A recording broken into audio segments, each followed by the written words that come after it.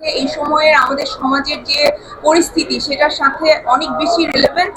So আমার খুব ভালো লেগেছে যে দর্শকের মানে যারা দেখছেন তাদের কাছে গল্পটা ভালো লাগছে। এখানে নারী দর্শক অনেক, এখানে যারা পুরুষ আছেন দেখছেন তারাও অনেক অ্যাপ্রিসিয়েট করছেন। কারণ আমাদের এই সমাজ ব্যবস্থায় আসলে সবাই যে অমানুষ হয়ে বেড়ে উঠেছে এরকম তো না, কিছু মানুষও তো হয়েছে। সো সেই মানুষগুলো আমাদের সিনেমা দেখছেন এবং আমাদের ভালো ভালো রিভিউ দিচ্ছেন। আমি তাদের কাছে সবচেয়ে বেশি গ্রেটফুল। কারণ যে যারা আসলে এই সিনেমাটা পছন্দ করছে, স্পেশালি পুরুষরা, তারা সত্যিকার অর্থে মানুষ হয়ে উঠতে পেরেছেন বলেই এই ধরনের একটা গল্পকে তারা অ্যাপ্রিসিয়েট করতে পারছেন।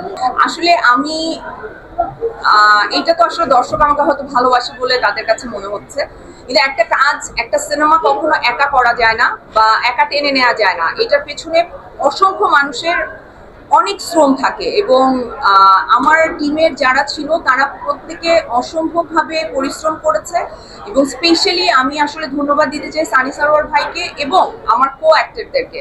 কারণ তারা এত ভালো অভিনেতা অভিনেত্রী, আর তার চাইতে বড় কথা এত ভালো মানুষ, যে তাদের সাথে কাজ করার পর আমার এই মানে প্রমোশনের সময় বা ছবি যখন চলছে হলে, তখন আমাদের মধ্যে যে একটা বন্ডিং তৈরি হয়েছে, এটা আমি সারা জীবন মনে রাখবো। মানে হয়তো আমি জানি না যে সারা জীবন তাদের সাথে আমার আর কতবার কথা হবে, কিন্তু এই সময়টা আমি সারা জীবন মনে রাখবো। এরকম সিনেমাও যে হতে পারে, এটাই সানি ভাইয়ের কাছে আমি গ্রেটফুল যে এরকম সিনেমাও যে হতে পারে। এটা আমি অনেক বছর ধরে বলে যাচ্ছিলাম। যেটা আমি রেহানা যখন করেছি তখনও এটাই আমার উদ্দেশ্য ছিল, যে আমাদের সোসাইটিকে এমন কিছু দেয়া চলচ্চিত্রের মাধ্যমে যেটা হয়তো সোসাইটি দেখে অভ্যস্ত না। আমাদের এখানে আসলে অনেক ধরনের গল্প হতে পারে, নারীর উপরে কেন্দ্র করে গল্প হতে পারে, একটা সিম্পল যে কোনো কিছুর উপরে কেন্দ্র করে গল্প হতে পারে। শুধু যে একটা পুরুষকে হিরো বানিয়ে এবং ভায়োলেন্সকে গ্লোরিফাই করে, ক্রাইমকে গ্লোরিফাই করে সিনেমা বানিয়ে টাকা ইনকাম করতে হবে, এটা ছাড়াও যে আসলে মিডিয়ার মানুষের আরো অনেক কাজ আছে, সোসাইটির প্রতি রেসপন্সিবিলিটি আছে, এই জায়গাগুলো আসলে মানুষের বোঝার দরকার আছে। আমার মনে হয় সময়ের সাথে সেটা বুঝবে। কিছু পরিবর্তন আসছে, আরো পরিবর্তন আসবে, কারণ মানুষ পরিবর্তনশীল।